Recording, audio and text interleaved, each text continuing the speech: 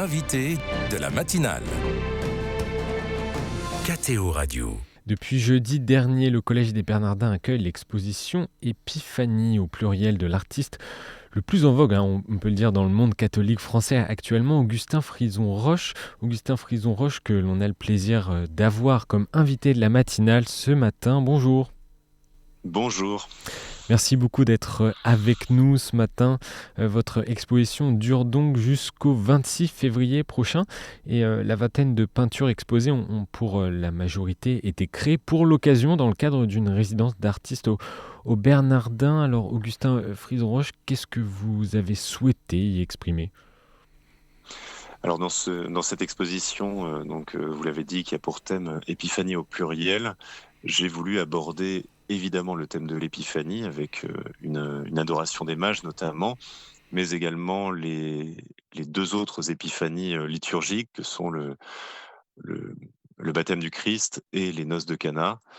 Mais j'ai voulu également me pencher sur ce terme d'épiphanie au sens étymologique du terme, c'est-à-dire d'apparition, de manifestation, et au sens où il est employé par exemple dans la lettre aux artistes de Jean-Paul II, quand il demande aux artistes d'être des épiphanies de la beauté, donc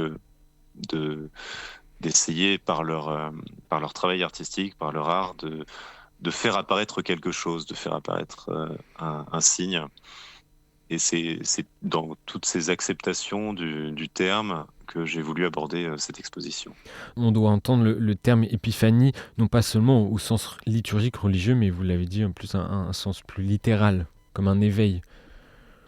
Oui, c'est ça, comme une manifestation, voilà, la recherche de quelque chose d'autre, la recherche de quelque chose d'au-delà des apparences, et c'est en fait un peu comme un manifeste artistique, plus généralement. Pouvez-vous nous détailler au moins une ou deux œuvres, celles qui vous ont particulièrement marqué pour essayer de donner un sens à cette visite pour nos auditeurs ? Alors oui, cette exposition suit une scénographie particulière. Donc quand vous entrez dans la grande salle des Bernardins, dans la grande nef, sur la droite, vous avez une première série de tableaux qui forment une sorte de préambule, avec un lien que j'ai fait entre les colonnes des Bernardins et une végétation, parce que la nature, la contemplation de la nature, pour moi, est une source d'épiphanie, est une source, par sa contemplation, est un moyen, en fait, de faire advenir quelque chose. Tout au bout, vous avez l'étoile, une grande étoile dorée sur fond bleu qui indique le sens de l'exposition. Donc là, je me rapporte à l'épiphanie, évidemment à l'adoration des mages.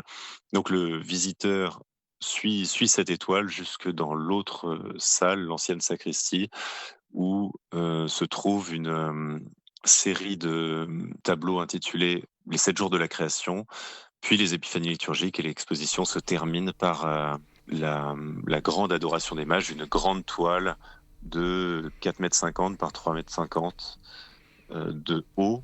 Il y a une dernière œuvre qui est un petit peu à part dans l'exposition et qui est placée à l'opposé dans la nef quand on ressort, qui est une Assomption, une commande en fait pour la cathédrale de Cambrai. En fait, un immense tableau qui sera placé à la croisée du transept, qui ferme l'oculus de la cathédrale de Cambrai. Et pour avoir un aspect, encore une fois, visuel, quelle est votre technique privilégiée pour vos peintures ? Habituellement, j'utilise beaucoup une technique à l'huile sur bois en glacis. Donc beaucoup de ces supports, beaucoup des supports de l'exposition sont des panneaux de bois ou du bois massif, avec des couches d'huile en fait transparentes qu'on superpose pour avoir des effets de profondeur. J'utilise beaucoup la feuille d'or également dans mon travail. Il y a là plusieurs tableaux avec des techniques mixtes à base d'encre et d'acrylique pour les très grands formats, que j'ai retenu pour éviter des brillances gênantes, notamment pour l'adoration des mages qui est peinte, elle, à l'acrylique sur toile, essentiellement huile et huile acrylique, mais avec vraiment un travail sur des superpositions de couches picturales, des motifs qui qui se mêlent les uns aux autres et qui apparaissent au fur et à mesure qu'on s'approche en fait du tableau. Augustin Frison, j'ai l'impression, en tout cas ces derniers mois, que tous les diocèses de France vous passent commande, hein. Vous me l'avez dit, vous avez un emploi du temps assez chargé.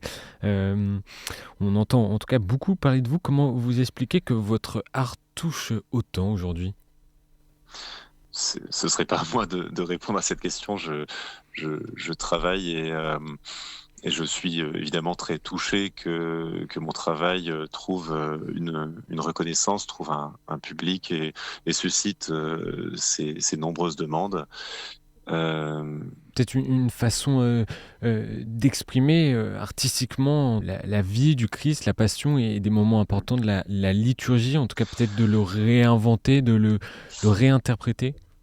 oui, je pense que d'une manière générale, il y a vraiment un retour vers une forme de figuration. C'est vrai Hmm. que les choix de ces dernières décennies qui allaient plutôt dans le sens d'une forme de minimalisme, d'épuration vraiment de l'image, ne correspondent pas plus, j'ai l'impression, aux attentes des catholiques aujourd'hui qui veulent, qui souhaitent ce retour à l'image, qui souhaitent ce retour au symbole, à un sens immédiatement perceptible et pas nécessairement par un discours qui intellectualise beaucoup l'art. Enfin, voilà, quelque chose d'instinctif, un art qui réponde de manière instinctive à certaines questions.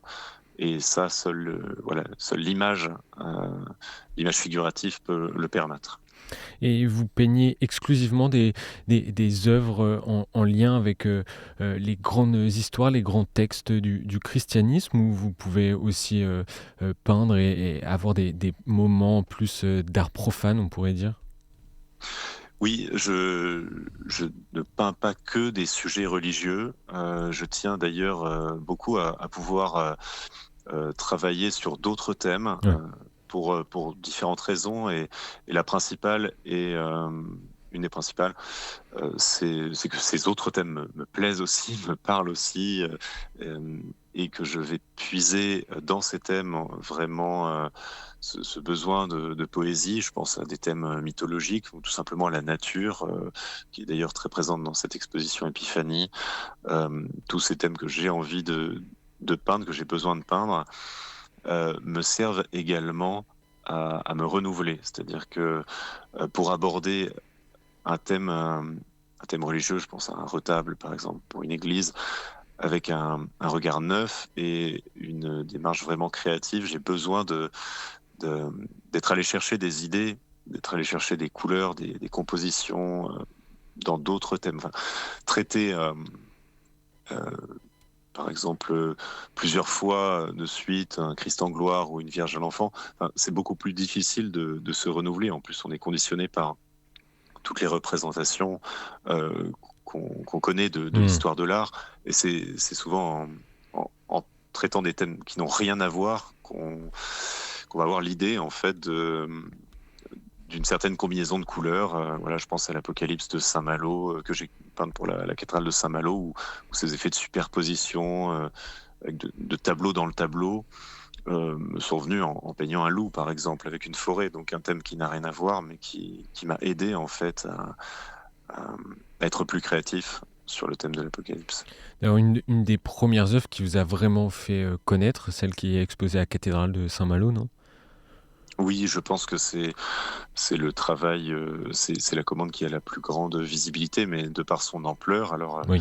je pense que si je me base sur les retours que j'ai, ce tableau plaît beaucoup, a un impact très fort, mais c'est vrai que c'est en même temps une commande qui est particulière par son ampleur, parce que la cathédrale de Saint-Malo et son ancien curé, l'abbé Étienne Lorta, et après lui, le curé actuel de la cathédrale, le père Benoît Lévesque, ont, se sont lancés dans un programme très vaste, en fait, puisque actuellement il y a 7 retables tout autour de la cathédrale et 2 sont prévus encore, justement sur le thème des rois mages et de l'Étoile, après l'Apocalypse, après la Pentecôte, l'agneau mystique, le baptême du Christ, et la Nativité et l'Annonciation. Augustin Frison-Roche, on parle ici d'art sacré. Comment définissez-vous l'art sacré? Est-ce que parler du terme, utiliser le terme art sacré est ajusté pour vous? Je sais qu'il y a des débats ces dernières années sur ce terme-là.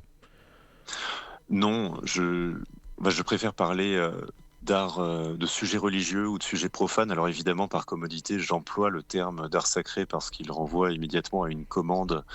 Il désigne pour l'interlocuteur une commande pour l'Église, mais je préfère distinguer sujets religieux et sujets profanes pour ne pas dissocier l'art, d'une manière générale, d'une quête de transcendance. J'en parlais au début de cette émission. L'art est toujours une quête d'une épiphanie, la quête de quelque chose d'autre, d'un signe, d'un au-delà des apparences. Et ce qui advient devant une œuvre d'art, c'est rien que ce rapport au monde qui est légèrement modifié par l'expérience de l'art. Voilà, il y a là une épiphanie et pour cette raison, je pense que l'art véritable est toujours sacré parce que sa fin, son but est la transcendance, la quête de transcendance. Donc moi, je peins pas différemment. Enfin, je mets pas, je mets la même exigence à peindre un paysage qu'un tableau pour une église, sauf évidemment que la responsabilité n'est pas la même. Dernier mot, Augustin Frison-Roche, on l'a dit, votre carnet de commandes est assez chargé. Quels sont vos prochains grands projets, sans trop trahir les secrets? Non, bien sûr, hein, je crois, enfin, on peut tout à fait en parler. Le projet le plus important qui m'attend à partir de septembre 2025, ça va être la réalisation d'une grande peinture murale, d'une immense peinture murale dans la nouvelle église Saint-Joseph le Bienveillant à Voisins-le-Bretonneux, après avoir gravé le mobilier liturgique qui était dessiné avec les architectes en charge du projet, donc Benoît Andrier et Antoine Pélissier.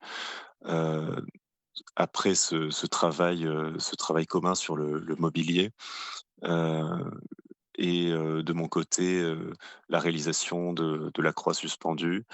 Je vais donc m'attaquer à la peinture de toute l'abside. Donc ça représente une surface de 300 mètres carrés de peinture. C'est conséquent. Écoutez, merci Augustin Frison-Roche d'avoir pris quelques minutes pour répondre à nos questions sur KTO Radio ce matin. Votre exposition Épiphanie est actuellement au Collège des Bernardins du 9 janvier jusqu'au 26 février prochain en accès libre, il faut le dire, réservation en tout cas obligatoire sur le site du collège des Bernardins.fr. Je vous invite à aller faire un tour. Merci encore une fois d'avoir pris quelques minutes depuis votre atelier à Agen dans le Lot-et-Garonne. Merci, au revoir.